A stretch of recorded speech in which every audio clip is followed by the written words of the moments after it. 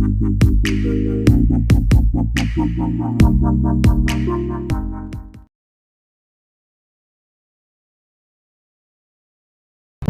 தாண்டி தமிழகத்துல வந்து இந்த விநாயகர் சதுர்த்தி என்பது நம்முடைய ரத்தத்தில் கலர்ந்த ஒரு கோயில் விசேஷத்தை வந்து நீங்க வந்து தடை பண்றீங்க டெம்பரரியா. திரும்ப அந்த கோயிலை ஓபன் பண்றாங்க, பக்தர்கள் போய் பூஜை பண்றாங்க, அது பிரச்சனை. 2-3 முக்கியமான கோரிக்கைகள். ஒன்று, நம்முடைய சென்னை ஹைகோர்ட் அவங்க வந்து இந்த கோயில் பத்தி ஒரு ஜட்ஜ்மெண்ட் கொடுத்திருந்தாங்க. 100 ஆண்டுகளுக்கு மேலே இருக்கக்கூடிய கோயிலில் வந்து ஏஎஸ்ஐ எடுத்து பராமரிக்கணும்னு சொல்லிட்டு அது சம்பந்தமான சில கோர்ட்டு பிரச்சனைகள் போயிட்டு இருக்கு சுப்ரீம் கோர்ட்ல, ஹைகோர்ட்ல எல்லாம். அது சார்பாக பேசுறதுக்காக வந்திருந்தோம். அதே போல சில மானுமெண்ட், குறிப்பாக சில தீரன் சின்னமலை அவருடைய கோட்டை சங்ககிரி, அது சம்பந்தமான ஒரு ரெப்ரசன்டேஷன் கொடுத்திருந்தாங்க ஏஎஸ்ஐக்கு, அது கொடுத்துட்டோம். அப்புறம் முருகன்ஜி ஒரு துறை சம்பந்தமாக ஃபிஷரிஸ் எஃபிஓ சம்பந்தமாக 2-3 பெட்டிஷன்ஸ் இருந்து அதெல்லாம் கொடுத்துட்டு நம்முடைய all India general secretary C T Ravi ji அவருடைய ஒரு விஷயம் இருந்துச்சு, அதையும் பார்த்துட்டு திரும்ப கிளம்புறோம். தமிழ்நாடு பிஜேபிக்குள்ள எந்த ஒரு உட்கட்சி பிரச்சனையும் கிடையாது. மற்ற கட்சி போல பிஜேபி கிடையாது. எல்லாமே வந்து ஒரு சித்தாந்த அடிப்படையில் ஒரு நல்ல சமுதாயம் அமைப்பதற்கு பாடுபடுவதற்காக அனைத்து தலைவர்களும் உள்ளே இருக்கின்றார்கள். ஸோ நம்ம கட்சியில் வந்து 0 உட்கட்சி பிரச்சனை, அது முதல்ல வந்து நம்ம தெளிவுபடுத்திடணும். அனைவருமே வந்து ஒரு அண்ணன் தம்பியாக, சகோதர சகோதரிகளாக இந்த கட்சியை வந்து போயிட்டு இருக்கு. ஒரு பக்கம் வந்து முதியவர்கள், சீனியர்ஸ், அரசியல் அனுபவம் இருக்கிறவங்க வழி நடத்துறாங்க. இன்னொரு பக்கம் என்னை போன்றவர் இளைஞர்கள் வந்து ஒரு புது எனர்ஜி கட்சிக்குள்ள கொண்டு வரோம். அனைவரும் சேர்ந்து போய் கொண்டிருக்கின்றோம். இதுல வந்து எந்த விதமான உட்கட்சி பிரச்சனையும் தமிழக பாஜகவில் கிடையாது. உட்கட்சி பிரச்சனை இருப்பது நம்முடைய மீடியா நண்பர்களுக்கு, அவங்க ஏதாச்சும் எழுதணும் அப்படிங்கறக்காக எழுதுறாங்க. எதுவுமே கிடையாது, போல எதுவுமே இல்லை. நம்ம ஒரு விஷயத்தை நம்ம சொல்லியிருக்கோம், இதுவரைக்கும் வந்து தமிழக அரசு வந்து வலியுறுத்துறோம். இந்த மாதிரி வந்து நீங்க கொடுத்திருக்கிற இந்த ஆர்டர் என்பது திருத்தம் செய்து நீங்க இஷ்யூ பண்ணணும். எப்படி மகாராஷ்டிரா மாநிலத்தில் வந்து சில கண்டிஷன்ஸ் போட்டு இதை செய்யறாங்களோ அதே போல செய்யறதுக்கு அனுமதி கொடுங்க. ஏனென்றால் பல பேர்த்தோட வாழ்வாதாரம் இது. ஏன்னா அவங்களாம் குடும்பமா செஞ்சுட்டு இருக்காங்க. அதையும் தாண்டி தமிழகத்தில் வந்து இந்த விநாயகர் சதுர்த்தி என்பது நம்முடைய ரத்தத்தில் கலர்ந்த ஒரு மதத்தை எல்லாம் தாண்டிய ஒரு விஷயம். எல்லா மனிதர்களுமே விநாயகரை வச்சு அந்த அன்னைக்கு பூஜை பண்ணி வாழ்க்கையில வந்து ஒரு புதிய திருப்பம் வேண்டும் என்று நினைக்கக்கூடியவர்கள்.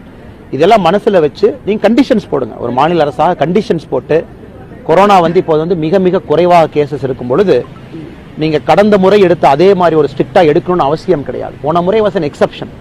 ஒரே ஒரு வருடம் வந்து ஒரு எக்ஸப்ஷன் செஞ்சதுக்காக எல்லா வருடம் அதை கண்டினியூ பண்ணணும்னு நினைக்கிறது வந்து கண்டிப்பா தவறுது. ஏன்னா இப்போ வந்து மகாராஷ்டிரா தமிழகத்தோட 2 மடங்கு கேசஸ் அதிகமாக இருக்கு. இருந்தாலும் அவங்க கண்டிஷன்ஸ் போட்டு நடத்துறாங்க. அதே விஷயத்தை தமிழக அரசு செய்ய வேண்டும் என்று வலியுறுத்துகின்றோம். அதே சமயத்தில் இன்னொன்னையும் புரிஞ்சுக்கணும், பாஜக என்கின்ற கட்சி எப்பொழுதுமே வந்து ஒரு சட்டத்தை தன்னுடைய கையில் எடுத்து அதன் மூலமாக ஒரு அரசுக்கு வந்து தொந்தரவு கொடுக்கும்னு நினைக்கக்கூடிய கட்சி கிடையாது. அது எப்பவுமே நம்முடைய சித்தாந்தத்தில் இது இல்லை. எல்லா இடத்துலையுமே நம்முடைய தமிழக அரசு கோஆபரேட் பண்றோம். ஸ்கூல் ஓபன் பண்றதுல இருந்து ஒரு விஷயத்திலையுமே கூட நிக்கிறோம். அப்படி இருக்கும் பொழுது விநாயகர் சதுர்த்தியில வந்து மாநில அரசு நிச்சயமாக ஒரு நல்ல முடிவு எடுப்பார்கள் என்கிற நம்பிக்கை இருக்கு. என்ன பாத்தீங்கன்னா டைம் இருக்கு. அவர்கள் என்ன திரும்ப அவங்களுடைய மனநிலைய மாற்றம் இருக்கான்னு பார்த்துட்டு எங்களுடைய அடுத்த கட்ட நடவடிக்கை இல்ல. இவங்க வந்து 2 விஷயம் சார். பிரிகாஷனரி மெஷர்ஸ் அப்படின்னு எல்லாமே வந்து மத்திய அரசு மேல போடுவதை வந்து ஏற்றுக்கொள்ள முடியாது. அதாவது மத்திய அரசு கொடுத்திருப்பது அந்தந்த மாநிலத்தில் இருக்கக்கூடிய கொரோனா கேசஸ் எப்படி இருக்கு, கண்டிஷன்ஸ் எப்படி இருக்குன்னு பார்த்துட்டு முடிவெடுங்க அப்படின்னு தான். மத்திய அரசை பொறுத்தவரை பிளாங்கெட்டா அவங்க சொல்லல. ஏன்னா மோடிஜியை பொறுத்தவரை கொரோனா 2வது அலையில மிக தெளிவா சொல்லி இருக்கிறாங்க. இது எல்லாமே மாநிலத்துக்கு உட்பட்டது, மாநில அரசு வந்து முடிவெடுக்கணும். நாங்க ஜெனரலா ஒரு கைடிங் ஃபேக்டரா மட்டும்தான் இருப்போம் அப்படின்னு.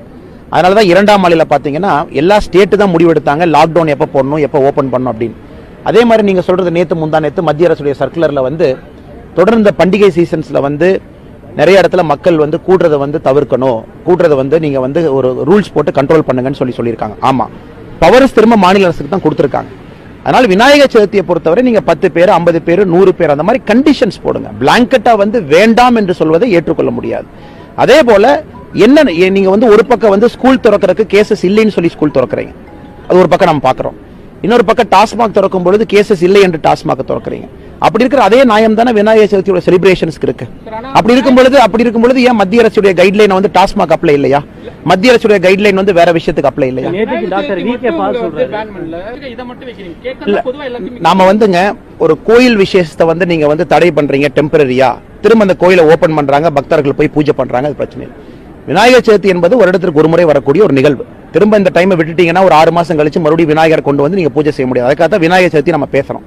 அதே போல நம்ம விநாயகர் சதுர்த்தி மட்டும் சொல்ல, எல்லா மதங்களுக்கும் அந்த ஒரு முறை நடக்கக்கூடிய நிகழ்வுக்கு வந்து பிராக்டிக்கலா அந்த சூழ்நிலையில கொரோனா எப்படி இருக்கோ அதை பார்த்துட்டு தான் முடிவெடுக்கணுமோ தவிர, போன வருடம் பேன் பண்ணாங்க, போன வருடம் நிலைமை வேற, அது வந்து ஒன் டைம் எக்ஸப்ஷன். அது அதற்காக எல்லா ஒரு இடத்தையும் அதே கோட் பண்ணி நாங்க பண்ணுவோம்னு சொல்றது யாருமே ஏத்துக்க மாட்டாங்க. லாஜிக்கலா பாக்குற யாருமே ஏத்துக்க மாட்டாங்க. அவங்க எல்லாருமே கொடுக்கறது ஒரு ஸ்டேட் ஸ்பெசிபிக் கைட்லைன்ஸ்ங்கிறது நாம தான் உருவாக்கிக்கிறோம். அதனாலதான் பாத்தீங்கன்னா பிளாங்கெட்டா வந்து மத்திய அரசு வந்து ஒரு அட்வைசரி ரோலா சொல்றாங்க பண்டிகை காலத்துல உள்ள இருங்கன்னு சொல்லிட்டு. நாம சொல்றது நீங்க வந்து ஓபன் பண்ணுங்கன்னு நாம எப்பவுமே சொல்ல தமிழக பாஜக சார்பா ரெஸ்ட்ரிக்ட் பண்ணி அலோவ் பண்ணுங்கன்னு தான் சொல்றோம். பிளாங்கெட்டா பேன் பண்ணாதீங்க. இப்ப நாளைக்கு வந்து மாநில அரசு சொல்றாங்க ஒரு 50 பேர் 100 பேர் ப்ரொசஷன்ல கலந்துக்கலாம், சோஷியல் டிஸ்டன்சிங் ஃபாலோ பண்ணணும், ஆர்கனைசர்ஸ் தான் முழு பொறுப்பு ஏற்கணும், வரவேற்கிறோம். அதே மாதிரி ஒரு ஸ்டாண்டர்ட் ஆபரேட்டிங் ப்ரொசீஜர், ஒரு எஸ்ஓபி, ஒரு என்ன நடக்கலாம் என்ன நடக்கக்கூடாது நீங்க கண்டிஷன்ஸ் போடுங்க. பிளாங்கெட்டா பேன் பண்ணாதீங்க. ஏன்னா இது பல பேர் இதுல வந்து பாதிக்கப்படுறாங்க. இது ஒரு ஆன்மீக பூமி. விநாயகர் என்பது ஒரு சாதாரண கடவுள் கிடையாது. தமிழனுடைய முதல் கடவுள் என்று சொல்லக்கூடிய அந்த நாள் என்பது நிறைய பேருக்கு வந்து முக்கியமான ஒரு நாள். அதனால அந்த அடிப்படையில் நீங்க பாருங்க அப்படின்னு தான் நம்ம திரும்ப திரும்ப பேசுறோம். கண்டிப்பா இது வந்து அரசியல் செய்ய வேண்டும் என்கின்ற காரணம் கிடையாது. பட் கண்ணை மூடிக்கொண்டு என்ன நடக்குதுன்னே தெரியாம எங்கேயோ ஒரு ஏசி ரூம்ல இருந்து எடுக்கிற டெசிஷன்ஸ் வந்து கண்டிப்பா நம்ம ஏற்றுக்கொள்ள முடியும். கேரளால வந்து ஓணம் சர்ஜி கிடையாது. கேரளாவுடைய மிஸ்ஹேண்ட்லிங், ஓணத்துக்கு அதுக்கு சம்பந்தம் கிடையாது. கேரளாவுடைய அதுக்கு முன்னாடி நடந்த சீரோ பிளவரன் சர்வே ரிப்போர்ட் பாத்தீங்கன்னா 19% கேரளைட்ஸுக்கு தான் வந்து ஆன்டிபாடி உடம்புல இருந்துச்சு. தமிழ்நாடு வந்து 44% தாண்டி இருக்கும். ஆனால் ஓணத்துக்கு ஓபன் பண்ணாலதான் கேரளால வந்துச்சு அப்படின்னு சொல்லிட்டு கேரளா அரசு சொல்ற விஷயத்தை நான் ஏத்துக்க மாட்டேன் பர்சனலா. ஏன்னா பேப்பர் படிக்கிறவங்க கொஞ்சம் அரசியல் தெரிஞ்சவங்க எல்லாமே சொல்லுவாங்க கேரளாவுடைய மிஸ்ஹேண்ட்லிங். அவங்க வந்து கேரளா மாடல் தான் பெட்டர்னு சொல்லிட்டு உலகத்துக்கு ப்ரூவ் பண்றதுக்கு முயற்சி எடுத்தாங்களோ தவிர உள்ள அவங்க கவனம் செலுத்தல. வேக்சினேஷன்ல இருந்து சுணக்கம் இருந்துச்சு. கேரளாவுடைய கோவிட் பாடி மனுஷங்கிட்ட இருந்தே 19% தான். ஓணத்துக்கு அதுக்கும் சம்பந்தம் கிடையாது. நாம சொல்றது கண்டிஷன்ஸ் போட்டு கொடுங்க. 1,50,000 இடத்துல நீங்க ஸ்பிளிட் பண்றீங்களா, ஸ்பிளிட் பண்ணுங்க. ஆர்கனைசர்ஸ் மேல ரெஸ்பான்சிபிலிட்டி வையுங்க. இதை கண்டிப்பாக அரசியல் செய்யவில்லை. நிச்சயமாக தமிழகத்தை பொறுத்தவரை அலார்மிங் கிடையாது, கண்ட்ரோல்ல இருக்கு. ஏன்னா கிட்டத்தட்ட 50% ஆல்மோஸ்ட் ஆன்டிபாடி இருக்கு. வேக்சினேஷன் பெரிய அளவுல 40% பீப்புளை கவர் பண்ணியிருக்கோம். அப்படி இருக்கும் பொழுது அரசு வந்து நல்ல முடிவெடுப்பார்கள்.